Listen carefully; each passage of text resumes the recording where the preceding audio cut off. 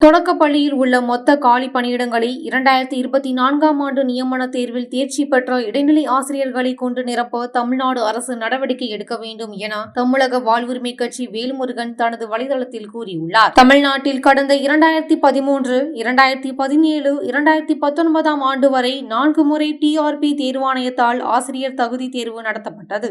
மேலும் 21/7/2024 அன்று தகுதி தேர்வில் தேர்ச்சி பெற்றவர்களை கொண்டு நியமன தேர்வு நடத்தப்பட்டது. இதில் புதியதாக தமிழ் தகுதி தேர்வு நடத்தப்பட்டு தேர்வு எழுதிய 25,176 பேரில் 23,972 ஆசிரியர்கள் நியமன தேர்வில் பெற்றுள்ளனர். மேலும் 2024இல் டிஆர்பி அறிவித்த எஸ்ஜிடி காலி பணியிடங்கள் வெறும் 2,768 மட்டுமே. 13 ஆண்டுகளில் 4 ஆசிரியர் தகுதி தேர்வும் 1 தமிழ் தகுதி தேர்வும் 1 நியமன தேர்வும் எழுதி தேர்ச்சி பெற்ற 23,972 ஆசிரியர்களுக்கு டிஆர்பி அறிவித்த 2,766 காலி பணியிடங்கள் என்பது மிகவும் சொற்பமானது. அது மட்டுமின்றி டிஆர்பி தேர்வாணையம் அறிவித்த காலி பணியிடங்களானவை 2021இல் 730 இடங்களும், 2022இல் 3,987 இடங்களும், 2023இல் 6,553 இடங்களும், 2024இல் 2,768 இடங்களும் என